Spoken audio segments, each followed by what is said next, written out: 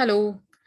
So, with this lesson, unit number 12, we have reached where we were about to look the styles of leadership, and we have seen the two styles. Do you remember which two styles were they? कोणत्या दोन styles होत्या त्या?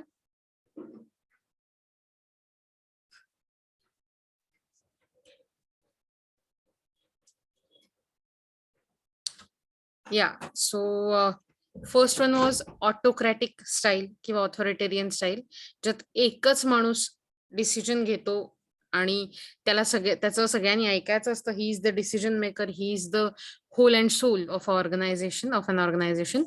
Then there is bureaucratic style, that means completely abide by the rules. Okay, that's the style we can say. The next one that we are going to learn is democratic or participative style.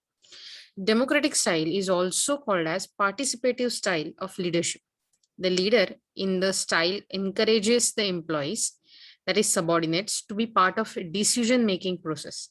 Some of the notable features of these styles are, so democratic style मध्ये म्हणजे लोकशाही पद्धत किंवा participative style, यात leader ना इतरांना participate होण्यासाठी encourage करत असतो. ही इज लाईक त्यांचे काय डिसिजन्स आहेत, त्यांची काय मत आहेत, ती लक्षात घेतली जाते डिसिजन मेकिंग प्रोसेसमध्ये. It's a parliamentary process. आणि यासाठी काय असतात features? The manager, that is Superior, shares both decision making and problem solving responsibilities with employees, that is subordinate. म्हणजे सुपिरियर त्यांच्या सबऑर्डिनेट बरोबर डिसिजन मेकिंग आणि प्रॉब्लेम सॉल्व्हिंगच्या सगळ्या ज्या प्रोसिजर्स असतात, रिस्पॉन्सिबिलिटीज असतात, ते शेअर करतो आणि ते एकत्र मिळून निर्णय घेतात. The manager, that is superior, consults his employees, subordinates, before making decision. कुठलाही निर्णय घेण्याआधी सबऑर्डिनेट्सचं मत लक्षात घेतलं जातं, विचारात घेतलं जातं. And the relations are informal. म्हणजे अशा वेळी खूपदा सतत संपर्क आल्यामुळे रिलेशन्स ही इनफॉर्मल होऊन जातात. खूप फॉर्मॅलिटी असते असं नाही. Okay. Democratic leadership can produce high quality work for a long period of time. कोणी सांगू शकतं का असं का होत असेल की ही जी लिडरशिपची मेथड आहे डेमोक्रेटिक स्टाईल, तिच्यामुळे जास्तीत जास्त क्वालिटी वर्क होतं जास्तीत जास्त पिरियडसाठी? असं का असेल?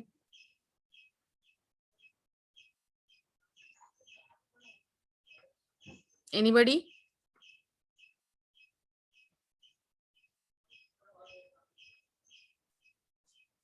ओके.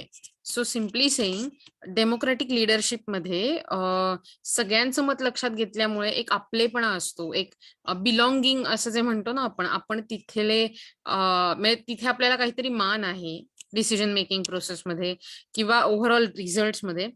हे लक्षात आल्यामुळे समहाऊ आपण असं म्हणू शकतो की तिथे जास्तीत जास्त आपलेपणाने काम केलं जातं आणि त्यामुळे जास्त काळासाठी चांगल्या क्वालिटीचं वर्क बनतं. Many employees, subordinates like the trust they receive and respond with the cooperation, team spirit and high morale. So ह्या एम्प्लॉईज ना जो ट्रस्ट दिला जातो, जो विश्वास त्यांच्यात निर्माण केला जातो, त्यांच्याशी ज्या प्रकारे मिळून मिसळून वागलं जातं, त्यामुळे ते चांगलं काम करून मोटिवेशनने, टीम स्पिरिट ठेवून खूप छान काम करतात आणि म्हणून चांगल्या क्वालिटीचं काम होतं. So democratic and participative, that is participative style, always works and good for an organization. Then there is laissez faire, delegative or free rain style. मला वाटतं की जे कॉमर्सचे स्टुडंट्स आहेत आणि स्पेशली इकॉनॉमिक्स शिकतायत त्यांना लेसे फेअर हा शब्द माहिती असला पाहिजे. कुणाकुणाला माहितीये? जरा हात वर करा बरं, मला सांगा. मी हा शब्द ऐकलाय पूर्वी.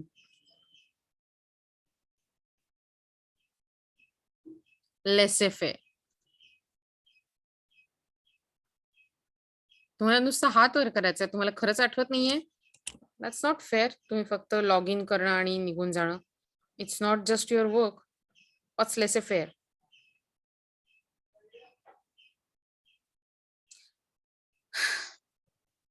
रिअली एकही माणूस तुमच्यापैकी उत्तर देणार नाहीये का? मॅम ऐकलाय पण आठवत नाही आता. ओके. सो असा विचार करा, आपण गेले कित्येक दिवस क्लासिकल इकॉनॉमिक्स बद्दल शिकतोय, राईट? सो त्याच्यात आपण ऐकलाय हा शब्द की लेसे फेअर पॉलिसी असते त्यांच्या इकॉनॉमिक्स मध्ये. म्हणजे काय, जरी त्याचं फ्रेंच फ्रेज आहे हा आणि त्या फ्रेजचं मिनिंग लिव्ह इट बी असेल, तरी त्याचा अर्थ कुठल्याही प्रकारे गव्हर्नमेंटचं इंटरव्हेन्शन नसतं. गव्हर्नमेंटचं कुठल्याही प्रकारे मध्ये मध्ये कुठल्याही डिसिजन मेकिंग मध्ये रेग्युलेशन्स नाही रेग्युलेशन्स किंवा कुठल्याही प्रकारचे रूल्स असं काही नसतं. सगळं काही जे असेल ते naturally. So this style is also known as, in case of leadership, is also known as hands off style. It is use म्हणजे हँड्स ऑफ म्हणजे कुणी त्याच्यावर आपले नियम लादू शकत नाही. It is use to describe leaders to leave their team members to work on their own. म्हणजे टीम मेंबर्सनी स्वतः काम करायचं, लीडर्सनी त्यात काही मध्ये मध्ये करायचं नाही. All authority and power is given to the employees and they must determine goals, make decisions and resolve problems on their owns. म्हणजे त्यांनी त्यांचे प्रॉब्लेम हे स्वतःच रिझॉल्व्ह केले पाहिजेत, असं या प्रकारच्या काय म्हणू आपण लेसे फेअर लिडरशिप मध्ये म्हटलं जातं. म्हणजे थोडक्यात लीडर हा स्लीपिंग पर्सन असतो.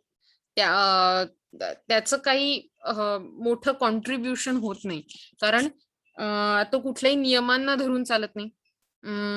आणि सगळेच्या सगळे निर्णय जे असतात ते एम्प्लॉईजनीच घ्यायचे असतात. Okay, so that is laissez faire relation leadership, delegative or free range. So तुम्ही जर बघितलं तर ऑटोक्रॅटिक किंवा ब्युरोक्रॅटिक याच्या कम्प्लिटली विरुद्ध हा प्रकार आहे.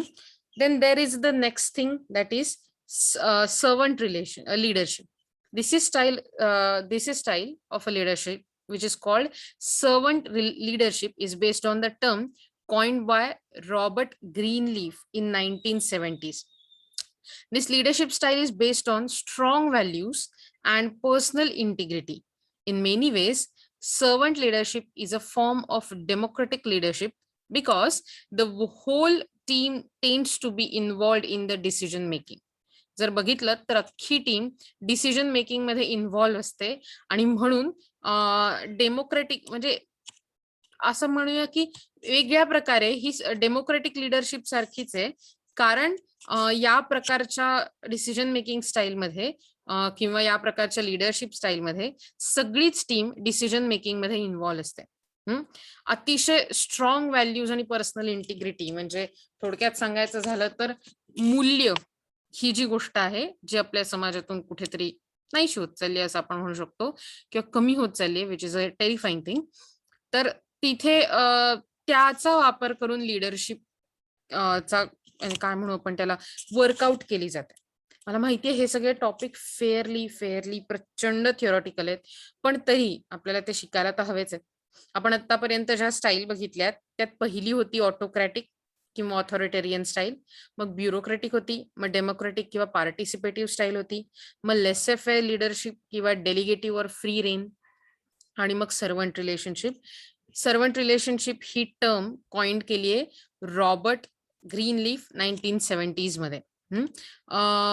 पीपल ओरिएंटेड लिडरशिप और रिलेशन्स ओरिएंटेड लिडरशिप, म्हणजे थोडक्यात ज्या टाईपच्या लिडरशिप मध्ये लोक त्यांचे इमोशन्स ह्यांना सेंटर ठेवलं जातं, अर्थात ह्युमन एलिमेंट समोर ठेवलं जातं, त्याला पीपल ओरिएंटेड लिडरशिप किंवा रिलेशन्स ओरिएंटेड रिलेशनशिप असं म्हटलं जातं. This is opposite of task oriented relationship, म्हणजे फक्त काम लक्षात ठेवायचं आणि तो टास्क पूर्ण करण्यासाठी झटायचं. मग त्यात समजा असं एखादा टीममेट आहे, तो म्हणला माझ्याकडे जर आज फॅमिली फंक्शन आहे आणि मला जायलाच हवंय, काहीही झालं तरी मी एकटाच आहे घरी किंवा एकटीच आहे घरी आणि मला जायलाच हवंय, किंवा माझी बेबी घरी आहे छोट आणि मला जायलाच हवंय, तर अशा वेळी नाही तुझा टास्क कम्प्लीट झाल्याशिवाय तू जाऊच शकत नाहीस हे सांगणं हे कॅटेगरी या लिडरशिप अंडर येते. Task oriented leadership under. वेरॅज जर समजा एखाद्याचा प्रॉब्लेम लक्षात घेऊन किंवा त्याच्या गरजेप्रमाणे जेव्हा लिडरशिप डिसिजन मेकिंग करतं तेव्हा त्या लिडरशिपला पीपल ओरिएंटेड लिडरशिप असं म्हणता येतं. With people oriented leadership, leaders are totally focused on organizing, supporting, and developing the people in their teams. It is participative style and it tends to encourage good teamwork and creative collaboration. In practice, most leaders use both task-oriented and people-oriented styles of relationship. So overall, जर समजा regular म्हटलं तर regular मध्ये दोन्ही प्रकारच्या style वापरल्या जातात. समजा तुम्ही आयटी कंपनीज बद्दल ऐकलंय. सो आयटी कंपनीज कडे असे प्रोजेक्ट येतात आणि ते प्रोजेक्ट डिलिव्हर करायचे असतात किंवा ते ज्या प्रकारचं वर्क त्यांच्या क्लायंटला प्रोव्हाइड करतात त्याला डिलिव्हरेबल असं म्हणतात. ओके. सो हे जे डिलिव्हरेबल असतं त्याची एक डेडलाईन असते. जशी तुम्हाला डेडलाईन असते या दिवसाच्या आत तुम्हाला प्रोजेक्ट सबमिट करायचा आहे, तशी त्यांनाही असते प्रत्येकाला. आणि जर समजा ती जवळ आली असेल तर मग टास्क ओरिएंटेड रिलेशनशिप किंवा टास्क ओरिएंटेड लिडरशिप वापरणं गरजेचं असतं, कारण ती डेडलाईन फॉलो करायची असते. शेवटी क्लायंट देव असतो, बिलीव्ह मी. आणि जर समजा असं असेल की त्याला वेळ आहे आणि तरी काही पर्सनल रिझन्स आहेत, मग पीपल ओरिएंटेड स्टाईल रिलेशनशिपच्या किंवा लिडरशिपच्या वापरणं आणि त्यातून क्रिएटिव्ह कोलॅबोरेशन आणि टीमवर्क एनकरेज करणं हे शक्य असतं. So that is people oriented leadership आणि टास्क ओरिएंटेड रिलेशनशिप. नाही, leadership, sorry. The next is bureaucratic style or task oriented leadership. So जे आपण मगाशी थोडं अर्ध पार्ट बघितलं ते त्याला न्यूरोक्रॅटिक असंही म्हणतात. Bureaucrat is highly task oriented and focus only on getting the job done. फक्त काहीही होऊ दे जगात, म्हणजे असं की आग लागली तरी चालेल पण आज इथलं काम पूर्ण झालंच पाहिजे, अशा काइंड ऑफ थिंग मध्ये असलेला जो टास्क ओरिएंटेड अप्रोच असतो त्याला न्यूरोक्रॅटिक स्टाईल म्हणतात. A manager superior may not consult employees, that is subordinates, in decision making. The manager that is superior takes the decision. The manager do not tend to think much about the well-being of their employees, and managers is responsible for making decision, but may shift the responsibilities to employee. So या प्रकारात may be असं होऊ शकतं की मॅनेजरला decision making त्यानेच करणं गरजेचं आहे असं नाही, तो त्या एम्प्लॉईजवर पण त्याची रिस्पॉन्सिबिलिटी देऊ शकतो. पण कसं, तो त्यालाच सांगेल की बघ तुला आता डिलिव्हर करायचंय, तू ठरव तुला कधी द्यायचंय कधी जायचंय. So it is like that. So generally या बाबतीत काय होतं की इमोशन्स वगैरे या गोष्टींना फार थारा नसतो. त्या तुमचं वेलबिंग बघण्यापेक्षा तुमचा टास्क कधी संपतोय हे जास्त गरजेचं असतं. सो याला न्यूरोक्रॅटिक स्टाईल ऑफ लिडरशिप असं म्हणतात. ओके, माझ्या मेंदूत आता ते रिलेशनशिप असं धसलंय. सो नेक्स्ट इज ट्रान्झॅक्शनल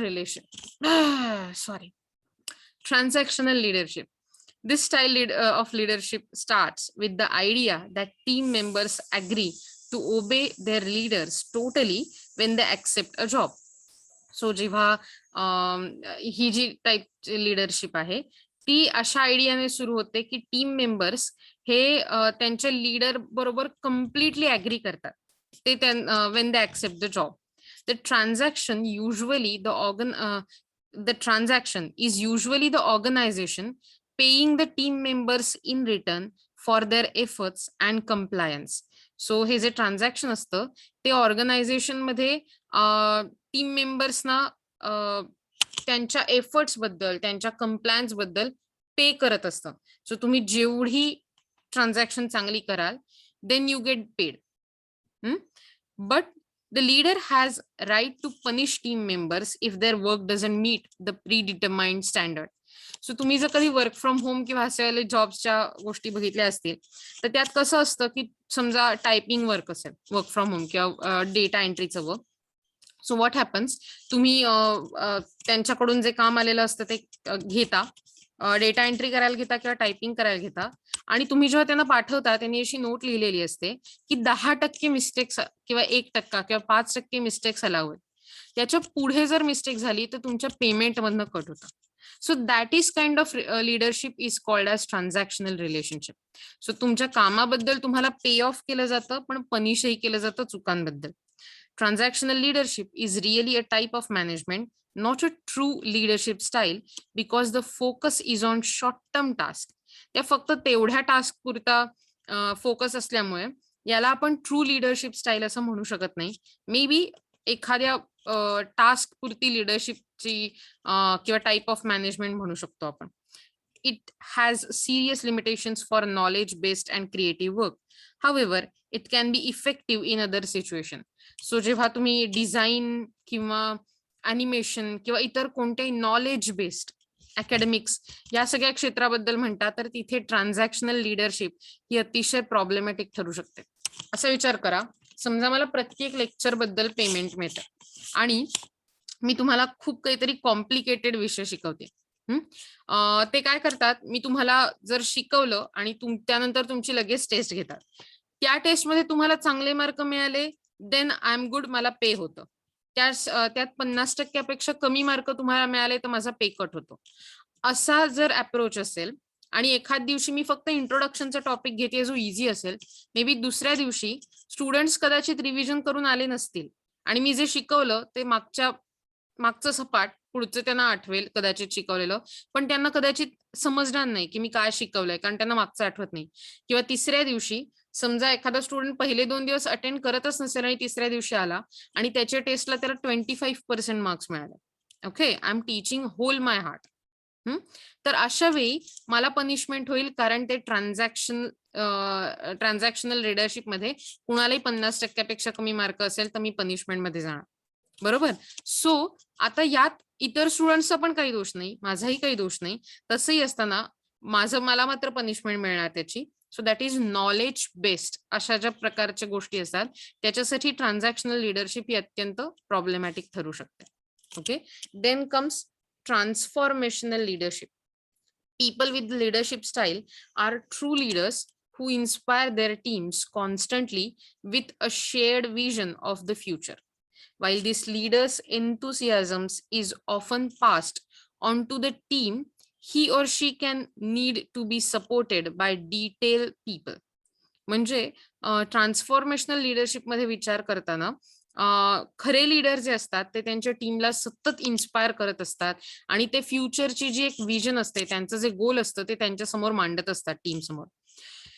जेव्हा लीडर ह्या एन्थुसियाझम टीमकडे सतत पास करतो, त्याला सतत लोकांचा सपोर्ट मिळत असतो आणि त्या लोकांना डिटेल पीपल असं म्हटलं जातं. And that's why in many organizations, both transactional and transformational leaderships are needed. So money minded पण असलं पाहिजे आणि ते असताना मोटिवेशनल पण असलं पाहिजे. आणि म्हणून जे नॉर्मल ऑर्गनायझेशन्स असतात त्यांच्याकडे ट्रान्झॅक्शनल आणि ट्रान्सफॉर्मेशनल लिडरशिप असणं अत्यंत गरजेचं असतं. The transactional leaders ensure that routine work is done reliably, while the transformational leaders look after initiative that add new value. नवीन व्हॅल्यू ऍड करण्याचं काम ट्रान्सफॉर्मेशनल लीडर करतात.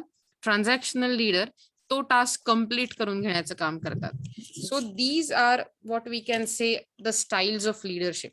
तुम्ही जर बघितलं असेल, मी पुन्हा एकदा तुमच्या समोर त्याची रिव्हिजन केल्यासारखं करते. One is autocratic, that is authoritarian style. Second is bureaucratic style. Third is democratic or participative style. Fourth is laissez-faire leadership. Please laissez faire म्हणू नका किंवा फायरे वगैरे, तसं नसतं ते. laissez-faire लीडरशिप और डेलिगेटिव्ह और फ्री रेन. आणि हे पण राईग न वगैरे नाही, रेन. आणि तो पण न फारसा म्हणायची, रेन एवढंच म्हणतात. देन रेन याचा अर्थ राज्य असा असतो, किंवा काय म्हणू आपण, शासन, काळ. Servant relationship given by Robert Greenleaf. People oriented leadership or relations oriented leadership.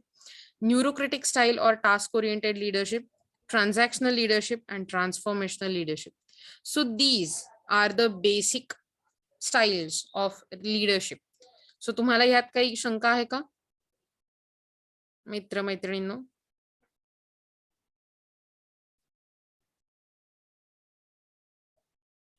समजलंय?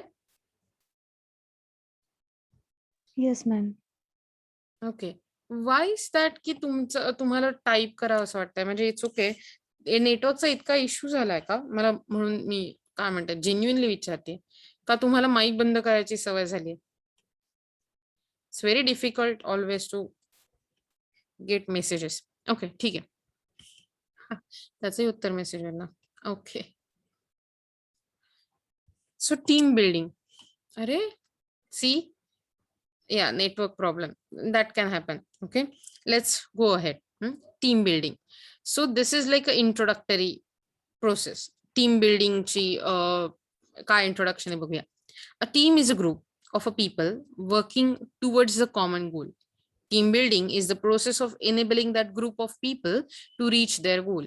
So गोल पर्यंत रीच करण्यासाठी तशी टीम तयार करणं आणि त्या माणसाला गोल पर्यंत रीच करायला, माणसाला नाही ऑर्गनायझेशनला गोल पर्यंत पोचायला मदत करणं हे टीमचं काम असतं. ओके, तुम्ही जर विचार केला तर खूप वेगवेगळ्या फिल्म्समध्ये टीम बिल्डिंगचे खूप वेगळी वेगळी उदाहरणं आहेत. अगदी तुम्हाला सांगायचं झालं तर ओके, सो कोणती ती गोलमालची फिल्म आहे ज्याच्यात ते सगळे ऑर्फन्स असतात? करीना कपूर वाली, मला वाटतं थर्ड पार्ट आहे गोलमालचा, right? Am I right? Yes ma'am. Correct. हो. आणि कसं झालेलं असतं बघा, मला सिच्युएशन मी चुकले तर सांगा मला. की त्यात करीना कपूरला माहित असतं की ते सगळेजण ऑर्फन आहेत, त्यांना माहिती नसतं आणि ते ऍक्च्युली, आणि ते त्यांचे आई बाबा जे असतात ते लग्न करून एअरपोर्टला जाणार असतात, ते लग्न करणार असतात रादर. आणि अजय देवगण आणि श्रेयस तळपदे यांची एक टीम आहे, आणि अरशद वारसी, तुषार कपूर आणि आणि कोण होतं त्यात तिसरं, जो एक्स वाय झेड मला आठवत नाहीये, तर त्यांची एक टीम आहे, राईट? आणि ते एकमेकांच्या बरोबर कॉन्स्टंटली भांडत असतात. आणि मग जेव्हा त्यांना कळतं की त्यांचे आई बाबा त्यांना सुखात राहण्यासाठी नेहमी एकटे राहिलेत आणि ते ऑर्फन आहेत, तर तेव्हा करीना कपूर त्या बीचच्या एका छोट्या हटमध्ये किंवा तिथे जे आहे त्याच्या ते पटकन सांगून जाते.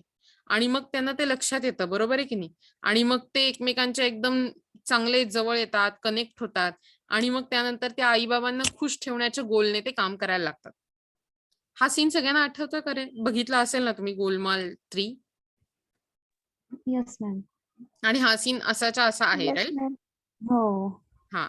सो आता असा विचार करा, टीम बिल्डिंग म्हणजे दुसरं तिसरं काही नसून हेच आहे. त्यांचं गोल काय आहे? आई-बाबांना सुखी करणं. कारण त्यांनी आपल्याला सुखी करायचा प्रयत्न केलाय. याच्या आधी त्यांनी भयंकर त्रास दिलाय. तो कुत्र्याचा सीन आठवा. शॉर्टमध्ये हात ठेवलाय, बरोबर ना? आणि त्याच्यानंतर असे भरपूर काय-काय सीन आहेत त्यात, की ज्याच्यात आई-बाबांना प्रचंड त्रास होतोय त्या प्रकारात. पण समहाऊ जेव्हा त्यांना कळलं, की आपलं गोल काय आहे, त्यांची खूप चांगली टीम बनते and they are fighting with the goal in their mind. So in other words आपण असं म्हणू शकतो, की team building is creating a cohesive group. Cohesive म्हणजे ज्यांचं एक गोल आहे, of a people who work towards a common goal through cooperation, a shared vision, and ideas and desire to create something better than what exists. म्हणजे खूप same same उदाहरणात मी तुम्हाला सांगते. कोऑपरेशनने म्हणजे एकत्र येऊन काम करणं. ते सगळेजण नंतर एकत्र येतात त्यांना ट्रुथ कळल्यावर. शेअर्ड विजन, त्यांची विजन शेअर्ड काय केलेली आहे? तुम्ही सांगू शकाल? काय आहे त्यांची विजन? आम्ही ऑर्फन असताना आम्हाला आई-बाबांनी वाढवलं. So that's a great thing they have done for us. आम्हाला त्यांच्यासाठी छान गोष्ट केली पाहिजे. आम्हाला त्यांच्यासाठी एकत्र राहिलं पाहिजे. बरोबर? So that is idea. आणि मग त्याच्यासाठी ते काय करतात, आयडिया त्यांना बाहेर फिरायला नेतात, फिरायला जायला देतात, किंवा ते स्वतःचं काय मला वाटतं शॉप काढतात. असं वेगवेगळे हे आयडिया आहेत. आणि ही desire to create something better, ते जे शॉप काढणं किंवा ते नंतर चांगले एकत्र मिळून मिसळून राहणं, हे सगळं टीम बिल्डिंगच्या एक्सरसाइज मध्ये येतं. Okay, team building is an important factor of any environment.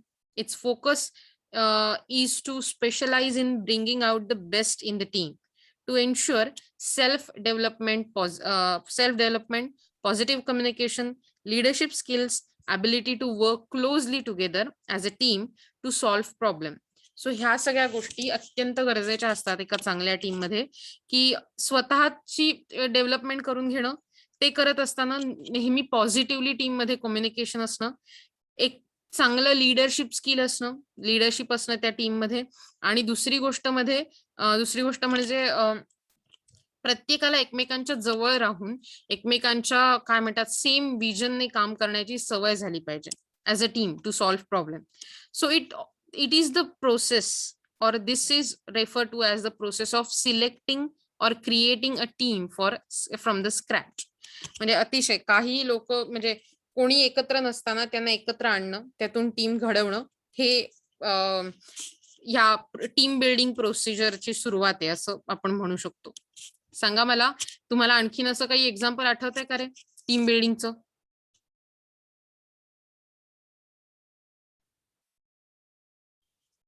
Well, I remember. मला सांगा, 14व्या वर्षी कुणी रायरेश्वरावर शपथ घेतली स्वराज्याची? शिवाजी महाराज. करेक्ट, शिवाजी महाराज. आणि ते छोटे होते आणि त्यांचे मित्र पण छोटे होते, पण त्यांनी एकत्र यायचं ठरवलं. That is a team building. Creating team from the scratch. स्वराज्य होतं का आधी? नाही. So creating from a scratch. त्यांनी आले. एका माणसाकडे प्रचंड भारी आयडिया होती. ओके, सो त्यांचं लीडर होता हा माणूस, किंवा होते हे माणूस असं आपण म्हणू. That is Shivaji. बरोबर. आणि त्यांनी काय केलं, त्यांनी लोकांना मोटिवेट केलं. का? शपथ घेऊन देवापाशी. का? कारण त्यांना कळलं होतं आपल्याकडे प्रॉब्लेम आहे, आपल्याकडे परकीयांचं आक्रमण झालेलं आहे. यवनी काय म्हणू आपण त्याला, जो ज्या प्रकारे डिसऑर्डर होता समाजात कुठल्याही प्रकारे, तो तोडून काढायचा होता, तो मोडून काढायचा होता. आणि त्यामुळे ही जी मोठी मोठी एम्पायर होती, जी छोट्या छोट्या आपल्या सगळ्यांसारख्या लोकांना त्रास देत होती, ती त्यांना सांगायचं होतं की हे जे स्वराज्य आहे ते आपलं आहे, सगळ्यांचं आपलं राज्य आहे, डेमोक्रेटिक लिडरशिप आहे. आणि म्हणून तुम्ही जर बघितलं तर शिवाजी महाराजांची जी स्टोरी आहे he was the ideal leader. आणि म्हणून मॅनेजमेंट गुरु म्हणून त्यांना खूपदा बघितलं जातं आणि त्यांच्याविषयी त्यांच्या लाईफ मधून स्टोरीज घेऊन मॅनेजमेंटचे धडे दिले जातात मोठमोठ्या मॅनेजमेंट इन्स्टिट्यूशन्स मध्ये. ओके, देशात परदेशात सगळीकडे. सो तुम्हाला लक्षात आलं असेल की त्यांनी स्क्रॅच मधून एका आयडियासाठी टीम बिल्डिंग केलं. So there are some types of teams. First is long-term teams. Long-term teams include a product development team, execution leadership team, departmental team, which are long-lasting planning and operational group. So थोडक्यात एक particular कामासाठी घडवलेली team, जी सतत तेच काम करणार आणि खूप जास्त वेळासाठी. ओके, त्यात तुम्हाला त्यांनी एक्झाम्पल दिलीच आहे. Then there is a short-term team. It includes a team to plan annual company party or team to respond to the specific customer problem or complaint. असा विचार करा, तुमचा जो पहिला व्हॉट्सअपचा ग्रुप बनतो कॉलेजचा, तो लॉंग टर्म साठी असतो की नाही, that's a long term team. पण समजा असं झालं, तुम्हाला प्रोजेक्टसाठी छोटे छोटे ग्रुप करून दिलेत आणि त्याचा तुम्ही व्हॉट्सअपचा ग्रुप बनवलाय. Okay, so that would be short term team, कारण तो प्रोजेक्ट झाला की तुमची ती टीम पण रिझॉल्व्ह होणार, तुम्ही पुन्हा एकदा मोठ्या ग्रुपचाच पार्ट असणार. So that is the difference between long term teams आणि शॉर्ट टर्म टीम्स. येत आहे लक्षात तुमच्या types of teams? Yes ma'am. Okay, good. Then go ahead and let's see advantages of team building. A good communications with participants as team members and individual. So जेव्हा तुम्ही team building करता तेव्हा तुमच्यातलं communication वाढतं, participant बरोबरचं, team members बरोबरचं.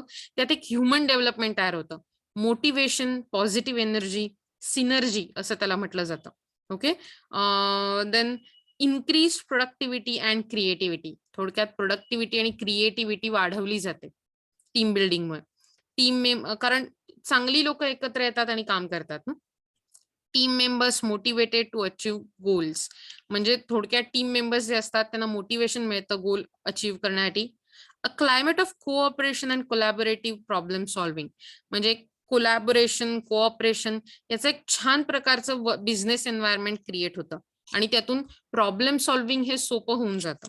Okay, higher level of job satisfaction and commitment. खूप मोठ्या लेवलचं जॉब सॅटिस्फॅक्शन आणि कमिटमेंट करणं यातून शक्य होतं. Higher levels of trust and support. जर बघितलं तर छान प्रकारे ट्रस्ट मॅनेजमेंट होतो.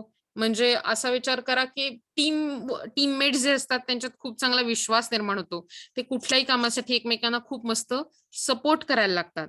आणि क्लिअर वर्क ऑब्जेक्टिव्ह. थोडक्यात ते चांगल्या प्रकारे कामाची जी ऑब्जेक्टिव्ह असतात ती क्लिअर करू शकतात.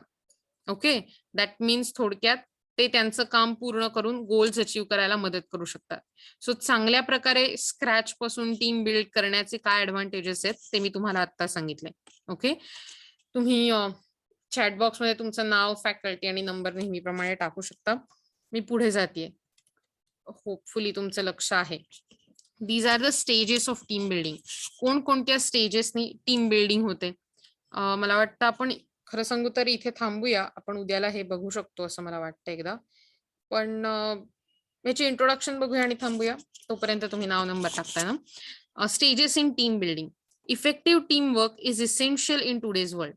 But as you know, or as you all know, from the teams you have led or belong to, you can't expect a new team to perform exceptionally from the very outset. Team सुरू झाल्या ती एकदम perfect काम करेल असं शक्यच नसतं. थोडक्यात सांगू तर बिग बॉसचं घर. असा विचार करा, पहिले काही दिवस असतात तेव्हा सगळेजण एकमेकांना पारखत असतात की नाही. That is like a forming. Then तुम्ही जर विचार केला तर पुढची स्टेज आहे स्टॉर्मिंग. म्हणजे त्यावेळी ते ऍक्च्युअल कामाला सुरुवात होते, त्यांना कळतं. म्हणजे मग थोडीशी भांडणं आणि काय म्हणतात असं थोडं आपले सगळेजण दात दाखवायला सुरुवात करतात, शिंग दाखवायला सुरुवात करतात. Then there is norming. जर तुम्ही बिग बॉसचं म्हटलं तर मग काही लोक असं नियम ठरवून घेतात की नाही आपण असं ठरवायचं की मुलांनी मुलींवर ओढायचं नाही, मुलींनी मुलांवर ओरडायचं नाही, कुणी काय कामं करायची. So that is the norming. म्हणजे थोडक्यात एकमेकांचा रिस्पेक्ट करायचा. परफॉर्मिंग, त्यात खूप सारे टास्क असतात. मग त्याच्यानंतर जे लोक असतात ना ते म्हणतात बिग बॉसचं घर काही असू दे, मी टास्क भारी परफॉर्म करणार.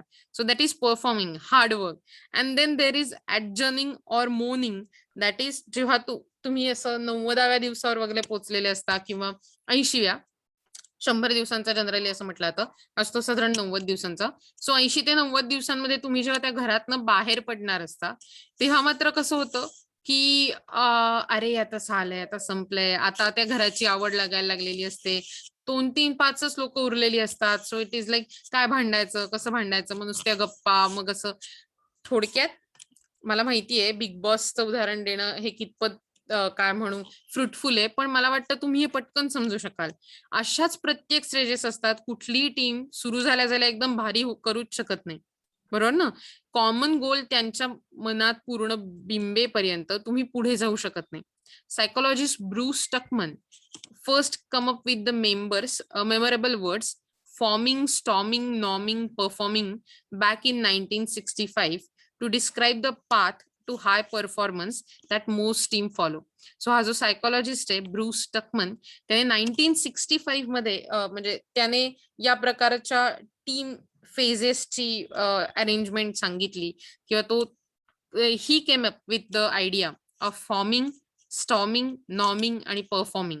राईट, असं वाटतंय की मी कविता म्हणते, बरोबर ना. These are the rhyming words in a way. Later he added the fifth stage. He called it adjourning or mourning. Morning याचा अर्थ रडणं असं असतं बरं का, खरं सांगा तर. If I am not wrong, yes, मोन. याचा अर्थ असा असतो की एखाद्या गोष्टीबद्दल मागे वळून बघणं आणि त्याबद्दल सुख दुःख शेअर करणं. That is a mourning. Adjourning म्हणजे पुढे जाणं. कोर्ट ऍडजर्न करतं केस, म्हणजे पुढची तारीख पडते असं जे म्हणतो ना आपण तसं. सो थोडक्यात त्याने 5 स्टेज सांगितल्या: फॉर्मिंग, स्टॉर्मिंग, नॉर्मिंग, परफॉर्मिंग आणि ऍडजर्निंग किंवा मॉर्निंग. या स्टेजेस आपण उद्यापासून बघायला सुरुवात करूया. आजसाठी इथेच थांबूया. होपफुली आज मी तुम्हाला जे सांगितलं, शिकवलं ते तुम्हाला लक्षात आलं असेल. आणि तुम्हाला जर लक्षात आलं नसेल तर प्लीज मला सांगा, मला विचारा. Is there any doubt? तुम्हाला मी जे सांगितलंय ते समजलंय? Yes ma'am. Yes ma'am. Big बॉसचं उदाहरण पण Yes, ma'am. समजलंय? Yes ma'am. तेच जास्त चांगलं समजलंय? Say it. Yes, I know. Okay. पण असंच आहे ना, तुम्हाला वाटतंय ना ऍक्च्युली की बिग बॉस मध्ये असंच जनरली होतं? बिग बॉस किंवा अशा कुठल्याही प्रकारच्या रियालिटी शो मध्ये? Yes ma'am. So forming, norming, आता मलाही नव्याने कळलं हे, म्हणजे माझ्या डोक्यात आधी आलं नव्हतं. देन नाव आय एम फीलिंग लाईक या हे असंच होतं की. Okay, so will meet tomorrow. गणपतीची तयारी करताय ना सगळे? पावसाला सांभाळून करा. पावसाला आपलं काय म्हणजे थोडं जरा ढग बी घालवा हाताने आणि मग बाहेर पडा. बाहेर पडलात तरी मास्क लावा, कारण अजूनही आपण त्या फेज मध्ये आहोतच. आणि yeah will meet soon with that hope. Bye. Have a great day ahead.